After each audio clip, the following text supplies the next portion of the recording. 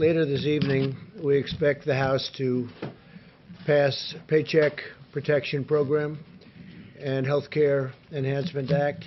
I'm grateful that Congress is answering my call to deliver these additional $320 billion in relief for the American worker and for small businesses. At a time when many Americans are enduring significant economic challenges, this bill will help small businesses to keep millions of workers on the payroll. You see, states are starting to open up now, and it's very exciting to see. I think it's very awe-inspiring. We're coming out of it, and we're coming out of it well. And I'm very happy the governors really have been doing a really good job working with us, and it's really pretty impressive to see. I've spoken to numerous leaders of countries over the last 48 hours, and they are saying we're leading the way. We're really leading the way in so many different ways. I'm also very pleased that Harvard, as you know, Harvard and Stanford and Princeton and numerous other universities and colleges, and also large businesses have sent funds back to us, and in some cases I stopped funds that I looked at, and we are pleased to report that the funds have either not gone out, or it's about $350 million, and they've either not gone out, or we've renegotiated it, and they're not getting them. So in a couple of cases, they're sending them back immediately. So I think it was very nice. I want to thank Harvard in particular. They acted very quickly and decisively, and they agreed when they heard the facts that they should not be getting it. So we appreciate it very much from Harvard, Princeton, Stanford, and other institutions. The bill also includes $30 billion to support small lending institutions serving distressed communities, helping countless African American and Hispanic American small businesses. As we continue our battle against the virus, the data and facts on the ground suggest that we're making great progress. In 23 states, new cases have declined in the peak week. 40% of American counties have also seen a rapid decline in new cases. 46 states report a drop in patients showing coronavirus-like symptoms. That's a big number. To keep America gaining momentum, every citizen needs to maintain the vigilance, and we all understand that very well. We've gone over it many, many times. This includes practicing good hygiene, maintaining social distance, and the voluntary use of face covering. A safe and phased reopening of our economy. It's very exciting, but it does not mean that we are letting down our guard at all in any way. On the contrary, continued diligence is an essential part of our strategy to get our country back to work, to take our country back. We're winning this, and we're going to win it, and we're going to keep watching. We're going to watch very closely for the invisible enemy. With each passing day, we're learning more and more about this enemy. The scientists at DHS have released a report offering a number of insights about how the virus reacts to different temperatures, climates, and surfaces. The findings confirm that the virus survives better in colder and drier environments and does less well in warmer and more humid environments. I have to say that very excitingly, we're going to have somebody up. Bill will be up in just a little while. It was a great report you gave, and he's going to be talking about how the virus reacts in sunlight. You really hear the numbers, you won't even believe them.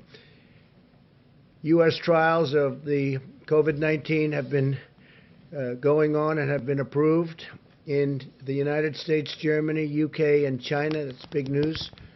And a lot of trials are going on. We have a lot of great, brilliant minds working on this, both from the standpoint of vaccine and therapeutics. We must be careful in all conditions, but we will get this done. We're very close to a vaccine. Unfortunately, we're not very close to testing, because when the testing starts, it takes a period of time, but we'll get it done. And I want to thank the head of DHS Science and Technology, Bill Bryan, for what he's going to be doing and what he's going to be saying, and the report that he's about to give. I think it's going to be something that nobody's ever heard. It'll be brand new information and very important information. My administration continues to leverage the Defense Production Act to dramatically increase the manufacture and delivery of critical medical supplies. We finalized 3 contracts to produce 39 million more N95 masks in 90 days. And as you know, we're also using a sterilization process, some great equipment that will sterilize the masks up to 20 times per mask. So that's like ordering 20 times more masks. And it's working very well. We just want the hospitals and the institutions where it is to use it. A lot of people don't use it. They're so used to getting a new mask, they don't want to use it. They want to go and immediately get a new one. We're asking them to use the sterilization process. Every bit as good, up to 20 times. Think of that. In addition to ramping up our domestic assembly lines, we also have airlifted nearly 750 million pieces of personal protective equipment into the United States through our Project Air Bridge, which has been an incredible thing to watch. It's really a military operation. The Vice President is now providing each governor with an exhaustive count-by-county breakdown of the privately distributed personal protection, and this is equipment and things that are incredible. It's personal protective equipment. It's incredible, and it's all brand new and at the highest level. We're getting only the highest level. And also we're looking at essential gear within their states, and it's being delivered to different states quickly and as we speak.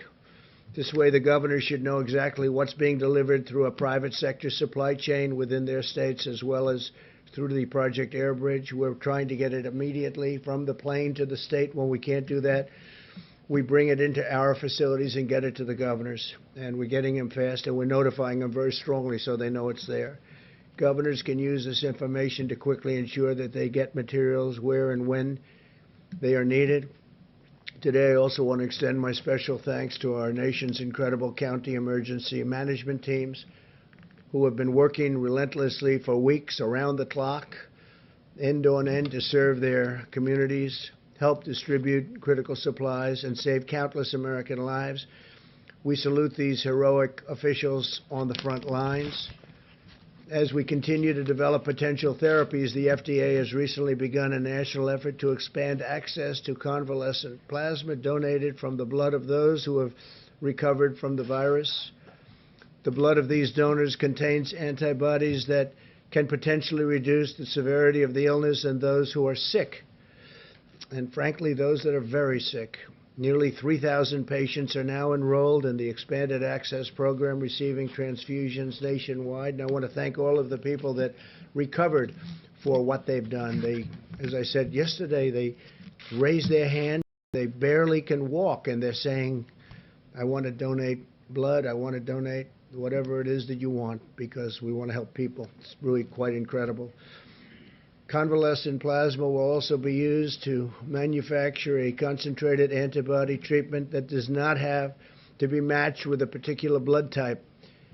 This concentrated antibody treatment could be used as a preventative measure to keep healthcare workers and other high-risk populations from contracting the virus in the first place. Very big deal.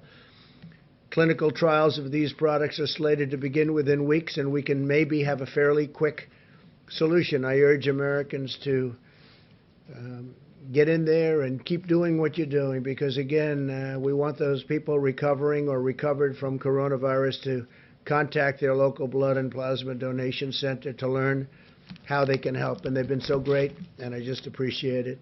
My administration has also partnered with and we have really been establishing some great partnerships with leading technology companies and scientific journals to create a database of 52,000 scholarly articles on the virus that can be analyzed by artificial intelligence. Top AI experts are now using this wealth of data to gain insights into potential therapies. And we're collaborating with tech firms, universities, and our national labs to harness American supercomputers in the search for treatments and vaccines. That search is going on, and it's being, I think you'll see in the future, you'll see it's very successful. Ultimately, it'll be a tremendous success. Great progress is being made at a rapid pace, a pace like no other. We have every hope that with the full might and resources of American science and technology, and with the courage and devotion of the American people who have been so incredible, we will end this plague and together we will restore the full measure of American strength and power and prosperity. Our country is going to do fantastically well. You see what's going on. There is a pent-up demand in our country to get it back right where it was and maybe even better, and that's what's going to happen. So with that, I'd like to ask Mike Pence to come up, Vice President, say a few words, please, Mike. Thank you, Mr. President, and good afternoon. Today, the White House Coronavirus Task Force met, and while our hearts are with the families of those who have lost their life to the coronavirus and those who are struggling with serious illness today, our team, led by Dr. Deborah Birx, informs us that the data continues to show promising signs of progress. The New York metro area, New Jersey, Connecticut, Detroit, and New Orleans all appear to be past their peak, and we are seeing consistent declines in hospitalization and cases in regions across the country. Our only conclusion is that we're getting there, America, because the American people have put into practice the President's guidelines of social distancing, because you've been listening and adhering to the guidance of state and local officials. We're making meaningful progress in a very real sense, sparing Americans to be exposed to the coronavirus and in no less extent saving lives. Our task force actually believes, Mr. President, that if we continue these mitigation efforts in the days ahead, as states implement their policies, including phased reopening that will preserve those gains, we do believe by early summer we could be in a much better place as a nation with much of this coronavirus epidemic behind us. Earlier today, we also had a conference call led by Secretary Ben Carson and leaders from HUD about the President's announcement yesterday that he is repurposing the White House Opportunity and Revitalization Council to focus on the impact of the coronavirus on minority communities. Secretary Carson will convene the council tomorrow and will be reporting tomorrow afternoon on their progress. We want to thank the more than 270 leaders of organizations dedicated to housing, homelessness, and improving the lives of people across our urban communities, not only for being with us today, for the way they have partnered with our administration and partnered with state and local officials to put the health of all of their constituencies first. As the President mentioned, you'll receive a report that our task force received formally this week from Bill Bryant of the Science and Technology Directorate at the Department of Homeland Security. He will outline, as the President said, encouraging news about the impact that heat and sunlight have on the coronavirus, which will increase the confidence that we feel about the coming summer. On the subject of testing, at the present moment, we have reports of 4.93 million tests having been performed across America, and encouraging news as states have been engaging commercial labs at a higher level across the country. Yesterday, our commercial lab system did more than 100,000 tests in a single day. So we're beginning to activate all of the capacity. And tomorrow, at the President's direction, our task force will convene a conference call with all of the nation's governors to talk about their progress that they are making on testing. And we're going to hear from governors about the practices and methods that they are employing to significantly increase testing following our briefing about capacity in laboratories this past Monday. For instance, Governor Mike DeWine just announced that Ohio's testing has been greatly expanded after the FDA approved Thermo Fisher's new extraction reagent, saying in his words that the action, quote, probably doubled, maybe even tripled testing in Ohio virtually overnight. Governor Tim Walz of Minnesota announced, along with the state's healthcare system, the Mayo Clinic, and the University of Minnesota, what he described as a breakthrough for rapid, widespread testing, able to test more than 20,000 people using a molecular test per day. Governor Kim Reynolds of Iowa launched the Test Iowa initiative that will triple testing capacity by partnering with Nomi Health and Domo. She also worked with the University of Iowa hospitals to leverage further capacity. And Governor Eric Holcomb and Governor Andy Beshear of Indiana and Kentucky, respectively, both announced additional drive-through testing locations. Our priority has always been to focus first on those impacted by the coronavirus and then on those extraordinary healthcare workers ministering to their needs every day. And I know, Mr. President, how proud you are that our men and women in uniform have come alongside our healthcare workers in communities most impacted. And I know the American people are proud as well. As of today, FEMA reports that 35,000 National Guard have been deployed across the country to aid in our coronavirus response. Governor Kevin Stitt of Ohio actually deployed the National Guard to hospitals across the state to evaluate protective equipment and hospital capacity and report it into state emergency management and FEMA. And Governor Greg Abbott of Texas actually mobilized more than 1,200 National Guard and 45 teams to provide greater access to testing. Along with the National Guard, at the President's direction today, more than 4,500 active duty military doctors, nurses, and medical assistants have been deployed across the country.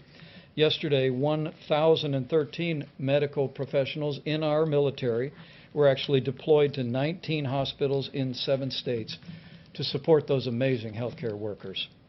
And with 4.4 million more Americans filing for unemployment in the past week, I joined the President in welcoming passage in the House today of the Paycheck Protection Program. It'll support working families, allow small businesses to keep people on the payroll for a period of 2 months. But it also, as the President requested, included $75 billion to assist hospitals across the country. And in that spirit, the President and I will continue to urge states across the country, given the unique burden on hospitals, we are now encouraging states to restart elective surgeries wherever possible, either statewide or on a county-by-county basis. We recognize the role elective surgeries play in finances for local hospitals, and we'll be working with states to enable that. In that vein, Governor Doug Ducey issued an executive order not long ago allowing elective surgeries beginning May 1 for hospitals that meet certain preparedness criteria. And Indiana's Governor Eric Holcomb is allowing elective clinical procedures to begin on April 21st. Finally, Mr. President, the task force received today our first report on state reopening plans. At the present moment, 16 states have released formal reopening plans. 13 of those were actually released since you unveiled the Opening Up America guidelines to our governors and to the nation last week. And to your point, Mr. President, states are beginning to make those plans. And we're encouraged to see so many states embracing the phased approach to reopening their economies that's contemplated in our guidelines for opening up America again. For instance, Governor Mike Parson of Missouri announced the Show Me Strong Recovery Plan has 2 initial phases intended to protect the most at risk.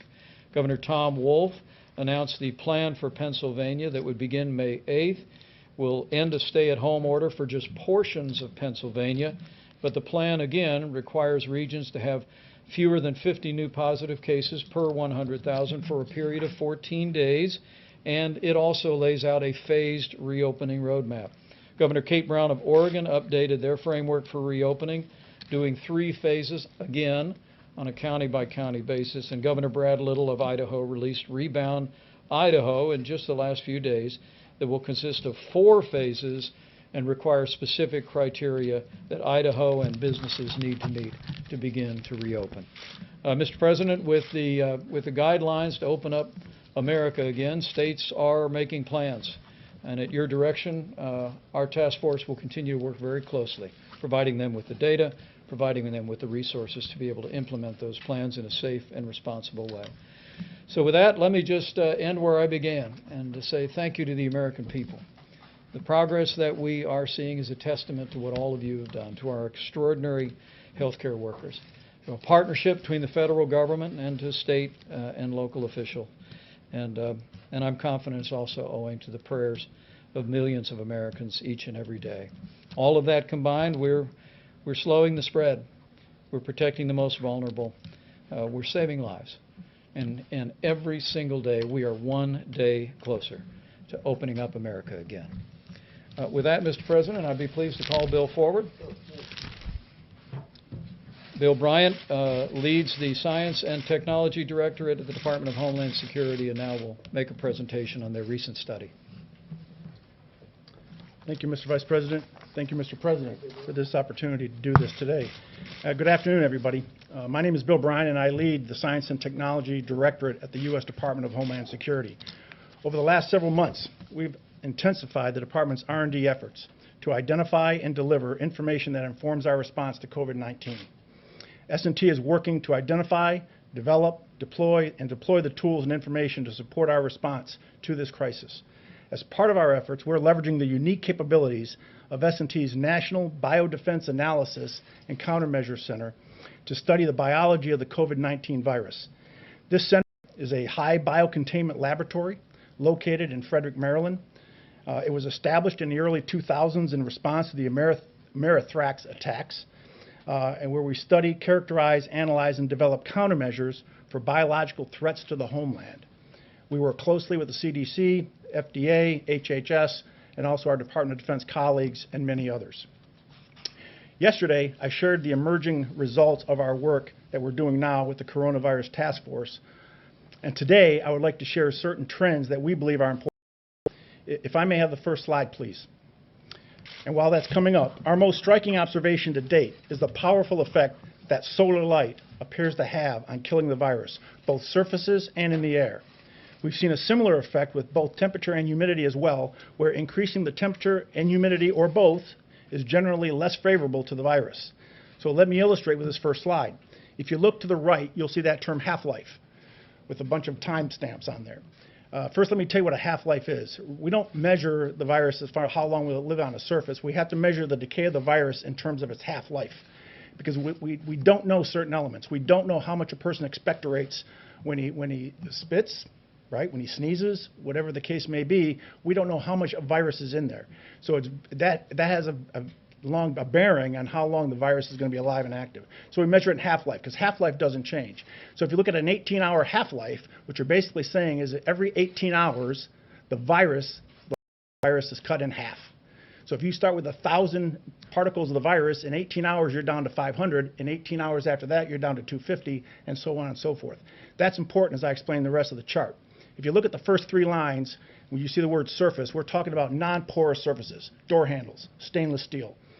And if you look at as the temperature increases and as the humidity increases, with no sun involved, you can see how drastically the half-life goes down on that virus. So the virus is dying at a much more rapid pace, just from exposure to higher temperatures and just from exposure to humidity. If you look at the fourth line, you inject the sunlight into that, you inject UV rays into that. The same effects on line 2 at 70 to 75 degrees with 80% humidity on the surface, and look at line 4, but now you inject the sun, the half-life goes from 6 hours to 2 minutes. That's how much of an impact a UV rays has on the virus. The last two lines are aerosols. What does it do in the air? We have a very unique capability. I was discussing this with the President prior to coming out. He wanted me to convey it to you on how we do this. I believe we're the only lab in the country that has this capability. But if you can imagine a Home Depot bucket, a 5-gallon Home Depot bucket, we're able to take a particle, and this was developed and designed by our folks at the NBAC. We're able to take a particle of the virus and suspend it in the air inside of this drum and hit it with various temperatures, various humidity levels, multiple different kinds of environmental conditions to include sunlight. And we're able to measure the decay of that virus while it's suspended in the air. This is how we do our aerosol testing. We worked with Johns Hopkins Applied Physics Lab, and we actually developed a larger drum to do actually more testing, and it's 4 times the size of that. So this is the capability that we bring to this effort. So in summary, within the conditions we've tested to date, the virus in droplets of saliva survives best in indoors and dry conditions. The virus does not survive as well in droplets of saliva, and that's important because a lot of testing being done is not necessarily being done, number 1, with the COVID-19 virus, and number 2, in saliva or respiratory fluids. And thirdly, the virus dies the quickest in the presence of direct sunlight under these conditions. And when you look at that chart, look at the aerosol as you breathe it. You put it in a room, 70 to 75 degrees, 20% humidity, low humidity. The half-life is about an hour.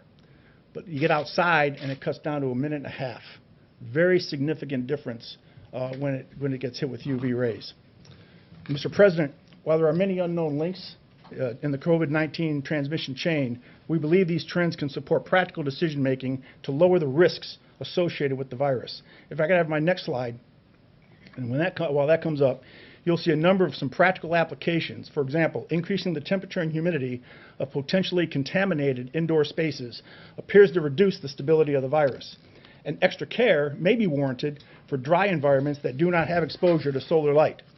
We're also testing disinfectants, readily available. We've tested bleach. We've tested isopropyl alcohol on the virus, specifically in saliva or in respiratory fluids. And I can tell you that bleach will kill the virus in 5 minutes. Isopropyl alcohol will kill the virus in 30 seconds, and that's with no manipulation, no rubbing, just spraying it on and leaving it go. You rub it and it goes away even faster. We're also looking at other disinfectants, specifically looking at the COVID-19 virus in saliva. This is not the end of our work as we continue to characterize this virus and integrate our findings into practical applications to mitigate exposure and transmission.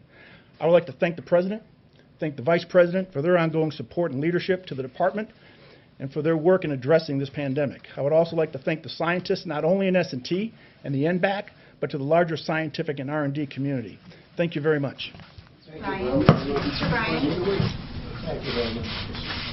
So I asked Bill a question that probably some of you are thinking of if you're totally into that world, which I find to be very interesting. So supposing we hit the body with a tremendous, whether it's ultraviolet or just very powerful light, and I think you said that hasn't been checked, but you're going to test it. And then I said, supposing you brought the light inside the body, which you can do either through the skin or in some other way. And I think you said you're going to test that too. Sounds interesting. Right, and then I see the disinfectant where it knocks it out in a minute, 1 minute.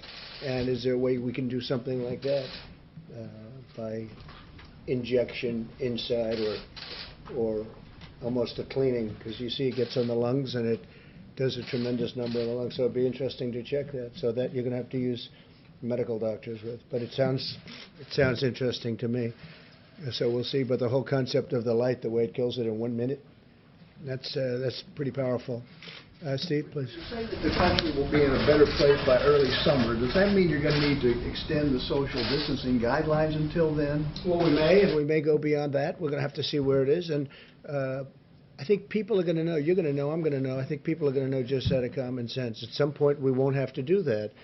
But until we feel it's safe, we're going to be extending. You have 23 cases where 23 states where new cases are on decline. What does that mean about when the country can be safely reopened to a more normal point? Yeah, but it means we're going to watch those cases very carefully. I think we've all gotten very good at it. We've gotten good at tracing. We see where the cases are, where they're going, and we're going to be watching it, and it's called containment. At a certain point, we're going to be able to contain.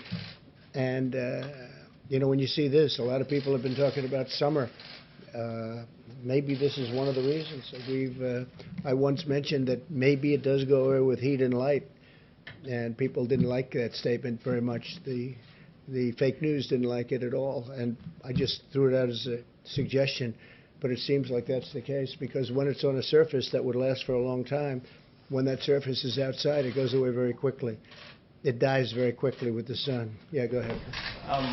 You said yesterday that you're going to look into Senator McConnell's suggestion for allowing states to declare bankruptcy versus the aid. Yeah, we'll look into it, and I have been looking into it. I've been talking to a lot of the different senators, but I don't want to talk about it now. That was a very interesting presentation. Go ahead, Jim. Well, I wanted to talk about McConnell's suggestion that aid to the states amounts to a I just blue- told you I'm not talking about it to a now. I'll blue talk about it later. I'd like to talk about something that right now is of more interest to Could people. I ask Mr. Bryan a question? Yes, sure. Thank you. When you started your presentation, you described this as an emerging result. Does this mean your study is conclusive? Is there more work to do? We're continuing with that. For example, on the aerosol side, you notice the figures were 20% humidity. We're looking at higher humidity levels. We would expect that would even have a greater impact on the virus. We're looking at other types of disinfectants. And so we're as a scientific community, we're continuing to study the virus to understand its characteristics. Mr. Bryan, can you explain why some hot spots we've seen in the U.S. are hot and humid like New Orleans, for example? Let me explain. If you look at the coronavirus as a chain with many links, what we've done through our study is we've identified some of the weak links in that chain that the transmission of the virus depends upon. We identified that heat and humidity is a weakness in that chain. We've identified that sunlight, solar light, UV rays is a weakness in that chain. That doesn't take away the other activities, the guidance from the White House, the guidance from the CDC and others on the actions and steps that people need to take to protect themselves. This is just another tool in our tool belt, right? Another weapon in the fight that we can add to it. And in the summer, we know that summer-like conditions are going to create an environment where the transmission can be decreased, and that's an opportunity for us to get ahead. But the president mentioned the idea of cleaners, like the bleach and isopropyl alcohol you mentioned. There's no scenario that could be injected into a person, is there? I mean, No, I'm here to talk about the findings that we had in the study. We don't do that within that lab, our lab. So. So how do you... Are we simplifying too much? We're talking about almost a cleaning, sterilization of an area. Right. Maybe it works, maybe it doesn't work, but it certainly has a big effect if it's on a stationary object. Okay. So how do you... Are we simplifying too much by saying that it'd be better with the warmer weather and the sun coming out more and more, that people would be outside than staying inside their home, confined to the four walls of their house? It would be irresponsible for us to say that we feel that the summer is just going to totally kill the virus and that if it's a free-for-all and that people ignore those guides. That is not the case. We have an opportunity, though, to get ahead with what we know now and factor that into the decision-makings for what opens and what doesn't. But so are you saying on surfaces, the heat, the hot summer, and whatever other conditions, humidity and lack of humidity, that would have an impact? So that on surfaces where it can be picked up, it will die fairly quickly in the summer, whereas in the winter it wouldn't die so quickly. Yes, Mr. President. When it's exposed to UV rays, take a playground equipment, for example. The UV rays hitting a piece of playground equipment will kill the virus when it hits on the playground equipment. But underneath, where the sun does not get, if someone touched that and had it on their hands, it could still be there, right? It has to be in direct light of the UV rays. With the sun, if it's on somebody's hands, right, and they haven't touched their face and all of the things. And that it's we've exposed all to the sun. I know, but if they're outside, right, and their hands are exposed to the sun, will that kill it as though it were on a piece of metal or something else? I don't want to say it will at the same rate because it's a non-porous surface, but what we do know is that we looked at the worst case scenario and the virus lives longer on non-porous surfaces. So porous surfaces, it doesn't live quite as long. So in theory, what you said is correct. This is sort of semi-non-porous, right? Yes, right? Yes, Mr. President. Mr. Ryan, how should governors, Mr. Ryan, Wait. Okay, go ahead. Mr. Ryan, how should governors who are opening their states working on that incorporate the findings of this study into those guidelines? I would leave that up to the governors. This is a decision, this factors into their decision process. As I mentioned, with knowing this knowledge and having this knowledge, as we continue to study and further know what the virus does and how it reacts, it could impact the way a governor will look at what he opens in a state, how he opens it, in what environments these things are opened up. But I leave that up to the governors to make that decision. Obviously, at the moment, the advice is stay at home. By the summer, could we be flipping that and saying you'd be much better off being outside with UV rays, all the humidity that Washington brings in August? I would not go contrary to the guidance that have been issued right now. I think, though, to tell you that if I'm having an event with my family, I'm doing it in the driveway or in the backyard, not inside the house with my children. In fact, I'm thinking about moving outside to the rose garden. No, it's a very interesting question, actually. Okay. Please, go ahead. Mr. Ryan, how much more research, how much more time would it take to have conclusive results that could be used here? You said these were emerging results. We first were able to receive the virus back in February is when we started testing. And it is a science-based approach. Science is a process. The doctor can attest to that. It doesn't necessarily line up with goals and targets and other things. It is what it is. But we are now starting to get results. And we're every week or 2 weeks, we're starting to find out something new and something different. And in talking to the task force and the vice president, he's already asked us to come to him every time we come up with some new discoveries that we could share to the public. Bill? Yeah, sir, have you compared notes with your counterparts in other foreign governments or in private industry who might have been studying the same thing, and do their findings show the same result that you found here? We do have a very good partnership with a lot of our allies. We work closely with them on this particular topic. We actually authored a document called the Master Questions List. If you go to DHS-S&T's website, we've already had about 17,000 hits on this document. It actually outlines what all the countries in the world are doing to fill the certain gaps of knowledge that don't exist within the virus and what we do know. And that is really what targets and drives the science community to say, oh, wait, what don't we know now, so we don't duplicate what other people have done. So we've championed that document. It's well referenced, and I would encourage you to look at that. And we are working with other countries on vaccines, as you know. Yeah, go ahead, please. Thanks, Mr. President. If there is a summer ebb with this virus, what would the federal government need to do to take advantage of that time? Say it at the beginning, what? Oh, so if there is a summer sort of ebb with this virus, what would the federal government need to do to take advantage of that time to be better prepared for a possible resurgence in the fall than we were the first time Well, I'll tell you around? one thing. I think a lot of people are going to go outside all of a sudden. People that didn't want to go outside, they'll be going. To me, this was really a very interesting meeting. We covered it in great detail, and these are incredible people at that. We could call it a laboratory because that's essentially what it is. It's a super laboratory. It's a lot of things going on at that laboratory. Right, but A lot of very interesting things going on at that laboratory. Yeah. What would you and other areas of the government need to do on testing, for example, or other things like that to be prepared if it came back in the fall? Mike, How would go you ahead. take advantage of the summer? It's actually a very good question. It's something the task force already has begun discussing, that we are, if a combination of factors, let me say again, as states put into practice the guidelines to open up America again, implement safe and responsible plans to open up their economies along the lines that the President unveiled a week ago today. As people continue to properly exercise social distancing as is recommended in each phase, that in combination with some of these findings could well give us a summer respite from the coronavirus. And our team is already speaking about working on a continuous basis through this summer. Every single day we're increasing testing.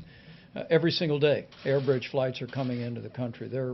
I can promise you at the President's direction there will be no letting up on making sure that our hospitals have the equipment, have the personal protective supplies for medical personnel. There'll be no letting up on the development of therapeutics by our great pharmaceutical companies, or driving toward a vaccine as soon as it is possible to make available to the public. And there'll be no letting up on continuing to scale testing, already more than anyone in the world, but by next fall we'll have a broad range of testing, a variety of different means. And that's why we say with confidence that should the coronavirus reemerge at any point next fall or next winter, we will be prepared to deal with it, identify it, do the contact tracing and isolation to ensure that we deal with this epidemic in the manner that we deal with infectious diseases. Okay. Yes. Go ahead. Mr. President, on the subject of medical research, why have you stopped promoting hydroxychloroquine as a cure? I haven't at all. What do you say I have? We'll see what happens. We've had a lot of very good results, and we had some results that perhaps aren't so good. I don't know. I just read about one, but I also read many times good. So I haven't at all. And it's a great for malaria, for lupus, for other things, and we'll see what it is. But I guess, Deborah, they have many studies going on that, so we'll be able to learn. Looked at the veteran study that shows that I have not. the death rate is higher. I have not seen it. Go ahead, please. Mr. President, we're now over 26 million new jobless claims over 5 weeks. Yeah. How the Vice President talked about this summer getting better, but what do your economists tell you about the time it's going to take to you in the U.S. to create Well, I know those a jobs lot back? about economists. August, Yeah. September, Sure. October? Well, let me go. We know the rest of the question, right? So I know a lot about economists, and the answer is they have no idea.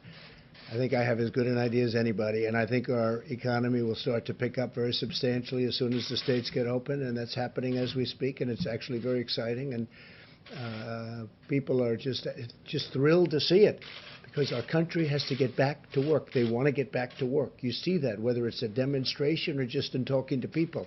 They're going to get back to work, and they're going to get back to work very fast. States are advanced. I look at Gavin Newsom. Newsom was very nice today. He wrote a beautiful statement about. We sent him a lot of things that he needed. Okay, different things that he needed. We got it taken care of. They've done very well in California, as you know. They're doing really well in Florida. They're doing well in a lot of places. New York and New Jersey got hit very hard.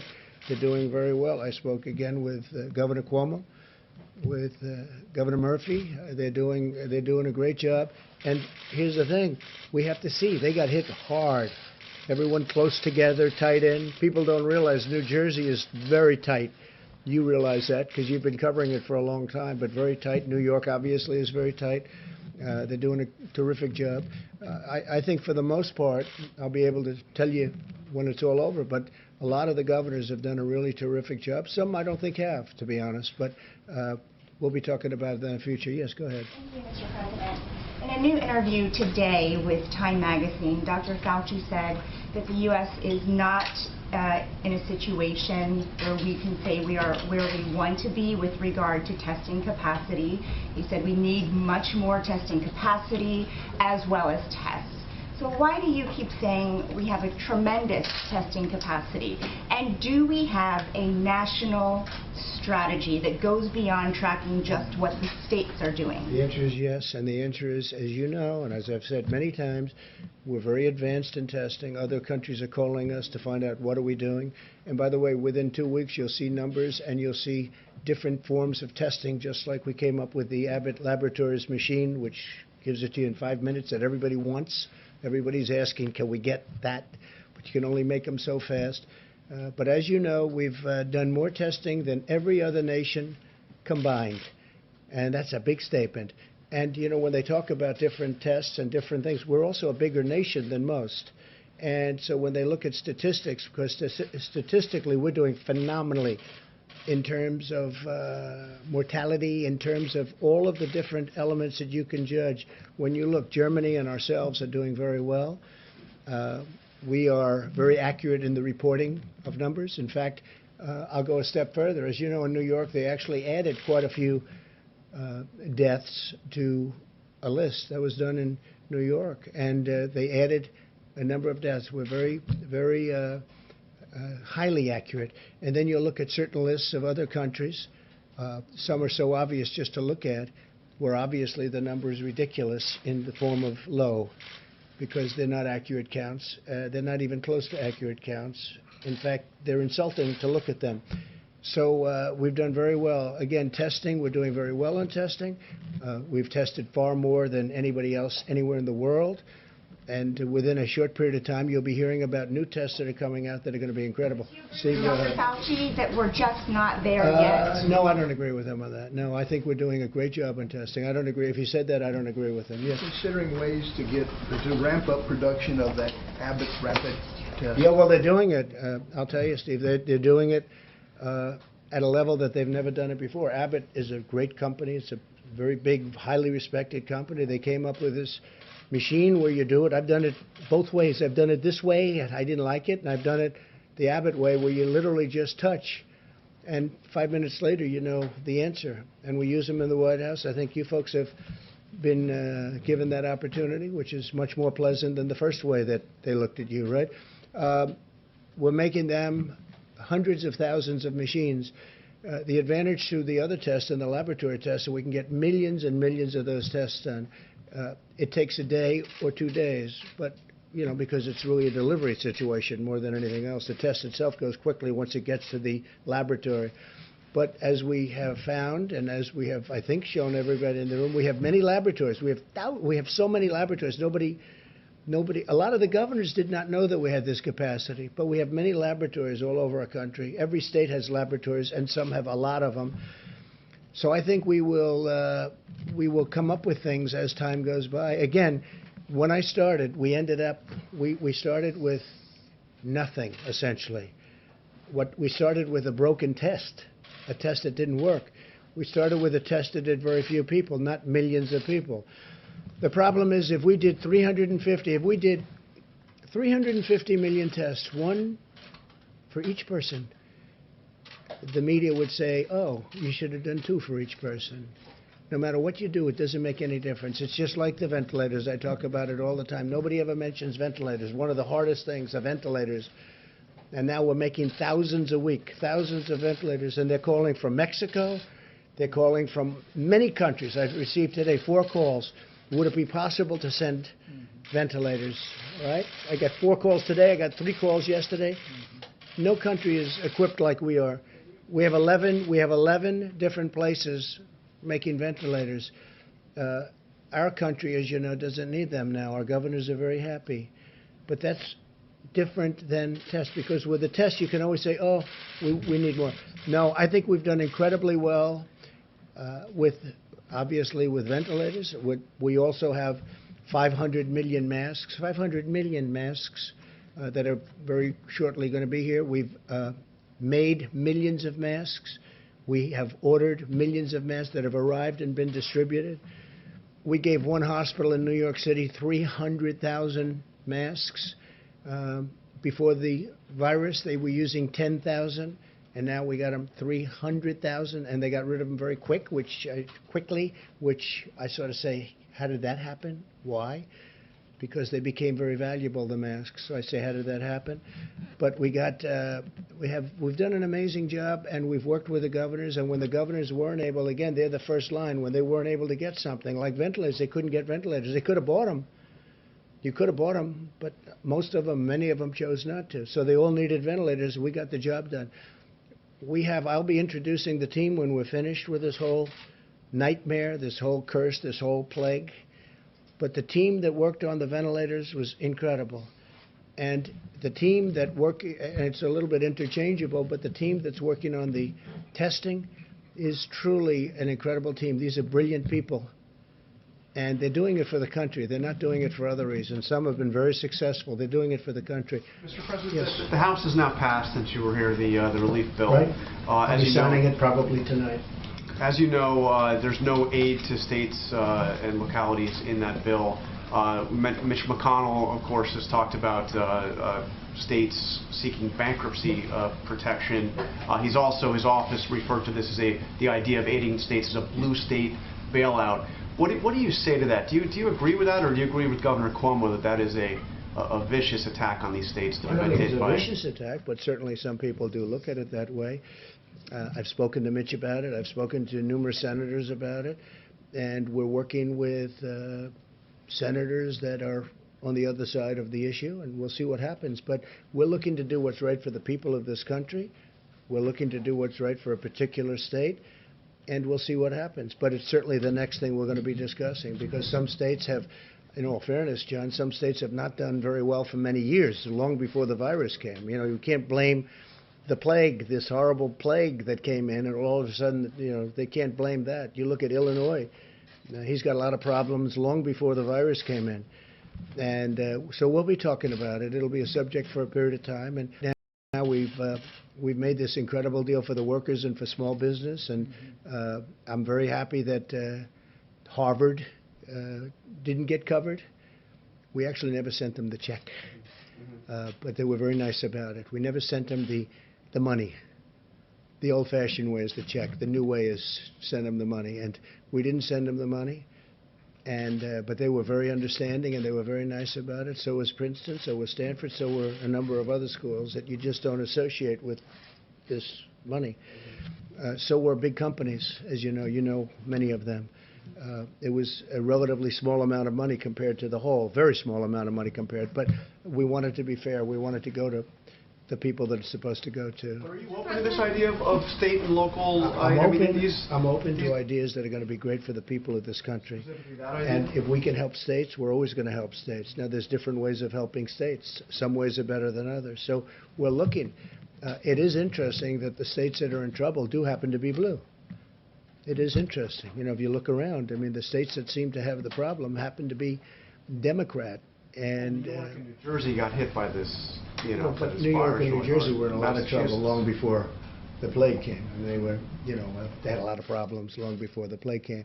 I spoke with Governor Cuomo about it, spoke to Governor Murphy about it. I spoke with Gavin Newsom about it. And I'm speaking to a lot of people about it because it's probably going to be the next thing on the list.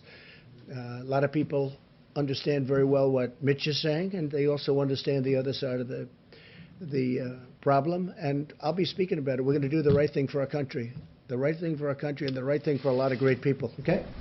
Yeah, Mr. President, after the presentation we just saw about the heat and the humidity, is it dangerous for you to make people think they would be safe by going outside in the heat, considering that so many people are dying in Florida, considering that this virus has had an outbreak in Singapore, places that are hot and are humid? Here we go. The new headline is Trump asks people to go outside. That's dangerous.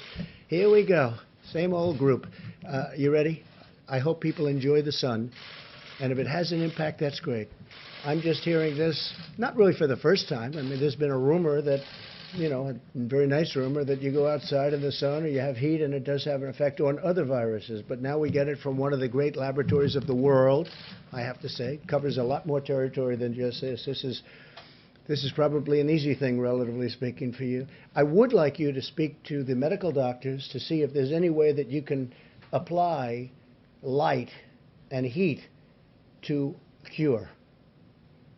If you could. And maybe you can, maybe you can't. Again, I say maybe you can, maybe you can't. I'm not a doctor. But I'm like a person that has a good, you-know-what. But, sir, you're the president. Deborah, have you ever heard of that? The heat and the light relative to certain viruses, yes, but relative to this virus? Not as a treatment. I mean, certainly fever Yeah. is a good thing. When you have a fever, it helps your body respond. But not as, I've not seen heat or light. I think it's a great thing to look at. Okay? Respectfully, sir, you're the president, and people tuning into these briefings, they want to get information and guidance and want to know what to do. They're not looking for rumors. Phil, I'm the president, and you're fake news. And you know what I'll say to you?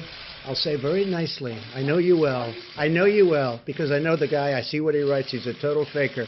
So are you ready? Are you ready? Are you ready? It's just a suggestion from a brilliant lab by a very, very smart, perhaps brilliant man. He's talking about sun, he's talking about heat, and you see the numbers. So that's it. That's all I have. I'm just here to present talent. I'm here to present ideas, because we want ideas to get rid of this thing. And if heat is good, and if sunlight is good, that's a great thing as far as I'm concerned. Go ahead. Mr. President, you talked a moment ago about vaccines and that we're close. How close do you think, the Oxford University study says they could have one by September. Do you think the pharmaceutical companies in the US around They could have one of what? They could have a vaccine ready, tested by Oxford's one, Johnson & Johnson is working. They're also working together. You have many companies working together on a vaccine. But then do you think they can scale up production and the pharmaceutical companies will be able to do that quickly? We'll scale it up. If we had a vaccine, it'll be scaled up very quickly. In fact, some of the companies, Johnson & Johnson is one, is scaling up already before they have the final answer. A number of companies are doing that. You'll save a lot of time. The normal is you scale up after. I have to say the FDA has been fantastic. Stephen Hahn, Dr. Hahn, has been fantastic. They're moving along rapidly. Rapidly. Would you say, would put a time scale on when you No, I don't want to put a time scale, because then the media, the so-called media, lamestream media, will say, he said a time. I don't want to say times, because every time I say a time, if you don't hit it, they'll say. So I don't want to talk about time. But I will say that there's been tremendous progress made over the last month. And can I just ask a very quick question? You spoke to Boris Johnson this week. I did. just wonder how he sounded, how he was. I did. When do you think he'll be back at work? He called me a few days ago. I will tell you, he sounded incredible. I was actually surprised. I thought it'd be like, oh, Donald, how are you? He was ready to go. I'm very surprised to tell you this. It's like the old Boris. Tremendous energy, tremendous drive. I was very surprised, because he called me almost, pretty close to when he got out of the hospital. I think he's doing great. I think he's doing great. He was so sharp and energetic. Pretty incredible. He's an incredible guy. He's a friend of ours and a friend of mine. He loves our country. He loves his country a lot, but he loves our country. He respects our country. And they're lucky to have him over there. Please. Mr. President, you a couple days ago said that you might reach out to Kim Jong-un directly, but also that you were working to find out if those reports about him being in possible medical trouble were true. I'm wondering if you've either... I hope he's not in medical trouble. I hope he's not. Have you heard anything from I got North along Korea? very well with him. And, you know, here we are. You would have been in a war with North Korea if I didn't get elected president. Remember, I was going to be the one that took us into war my first day in office, okay? Here we are. Look at what's happened. Withdrawal. We're bringing people home. We're not going to serve as policemen all over the world. I don't want to be policemen all over the world. But have you been able to leverage And yet I've relations- rebuilt our military to a level that it's never been built at before. Have you But been it's able to get never more information? recognized by the fake news. Go ahead. Have you been able to use that relationship to get more information about his status? I think the report was incorrect. Let me just put it that way. I think the report was done by a network that was incorrect. I'm hearing they used old documents, but that's what I hear. I hear the report was an incorrect report. I hope it was an incorrect report. When was the last time you heard from him? I don't want to say. Yeah. You pointed to me. Just a quick question about that. So you haven't made any contact, though, just to make sure. With who? The North Korea. I don't want to say. I won't say that. Okay. We have a good relationship with North Korea, as good as you can have. I mean, we have a good relationship with North Korea. I have a good relationship with Kim Jong-un, and I hope he's okay. And somebody would say, oh, that's terrible. No, it's not terrible. I hope he's okay.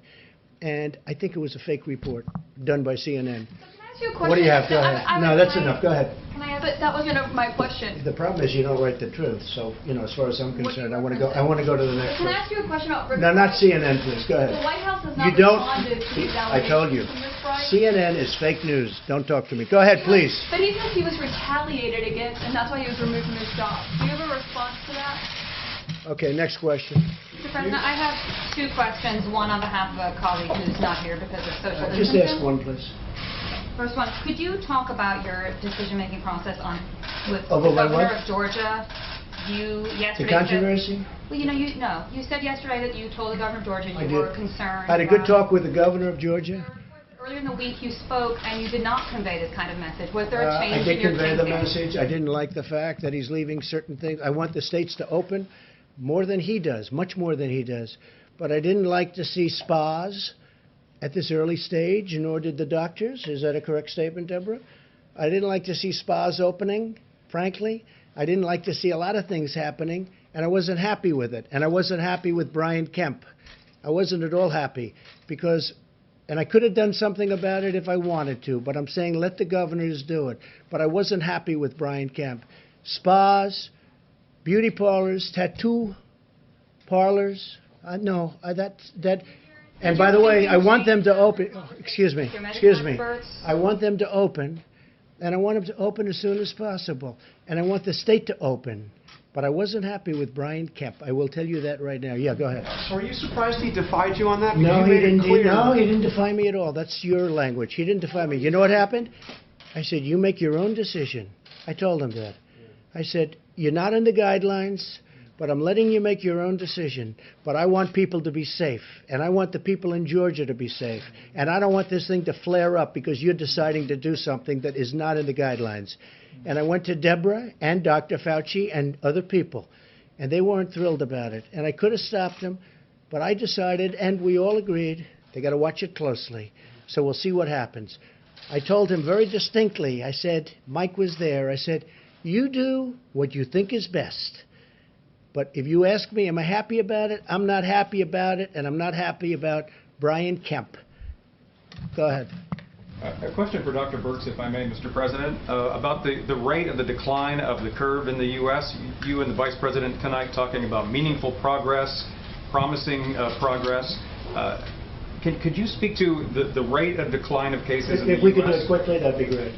And just if you're satisfied with the decline. You have to ask the question, but you do see it. And if you have any information from other countries that would inform us about the decline. Yes, so many of you, and I've spoken to all of you from this podium about there's weekends difference in reporting, often a spike on Monday. If you look at Mondays over Mondays, if you look at 7-day reporting, we are starting to go down. We had a long flat peak, largely driven by New York, which is about 45% or so of the cases.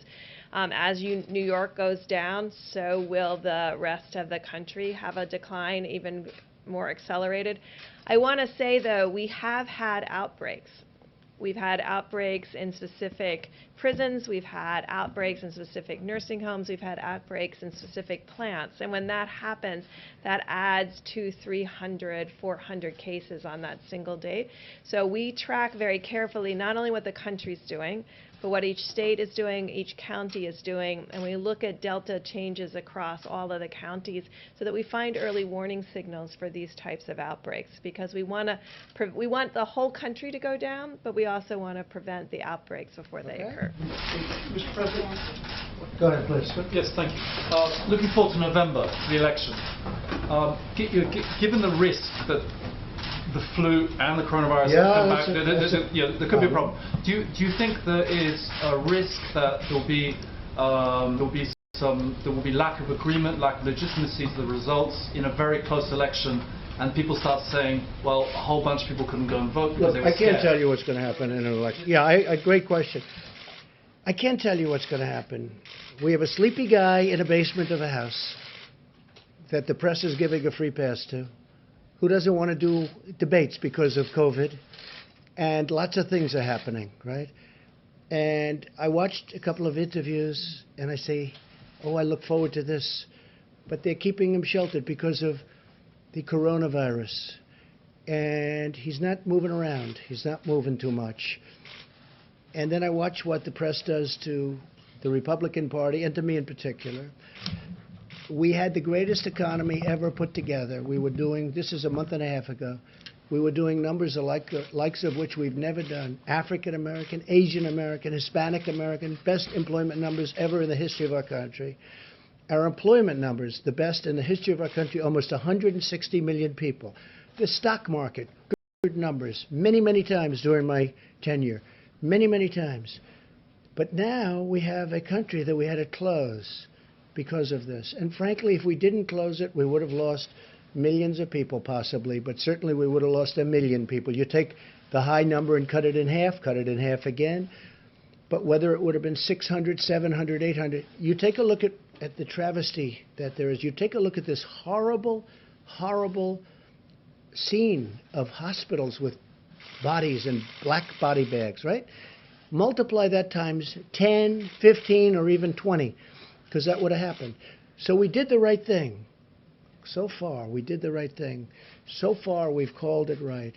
We've mobilized like it was a military operation, and it was largely a military operation, between ventilators and testing and so many other things. And we've had a lot of good partners. Not all good partners, but we had a lot of good partners. Gavin Newsom today thanked us very much. Gavin Newsom, California, thanked us so much for getting him all the things that he needed so he can keep going and keep doing a good job. We got it to him today. Tomorrow we're getting him even more. Would have been harder for him to get it than us. We agreed to get it. We got it on time. He said promises made, promises kept. He actually said that in a statement today. We've done a good job. We've gotten very little credit for the great job we've done because of the media, because the media is not an honest media, in my opinion, much of it. Not all of it. We have some great reporters that I have tremendous respect, but much of the media is not honest. So I can't tell you about the election. You have a Democrat Party, and you have a large portion of the media automatically giving a guy a pass. He's been given a pass. Whether or not he's going to be the nominee, I have no idea. But he's getting a pass. And the media isn't covering the great job that we've done, whether it's Mike's task force, which has been incredible, whether it's the way we mobilized in a warlike operation to build these incredibly complex and very expensive ventilators. They're very expensive to build and very complex. The job we've done has been an amazing job. And I'm not talking about me. I'm talking about everybody. I'm talking about the generals, the admirals, Deborah and Tony and now Bill. I mean, something we hadn't heard today. So I can't tell you what's going to happen with the election. I think that had we not gone through a fake Russia deal, an impeachment hoax. It was a total hoax. From the day I got elected, but you know it wasn't the day. It was many months before I got elected. This has been a witch hunt that was illegal. It was an illegal witch hunt. It was illegal. And with all of that, I'm doing fine because the people see we're doing a great job. And you know what? We'll continue to do a great job. If we had an honest press, this country would be even greater. Thank you. Are you Thank you very much. Are you concerned about another whistleblower complaint, Mr. President? That's what Rick Bride says he's going to file. Are you concerned about that?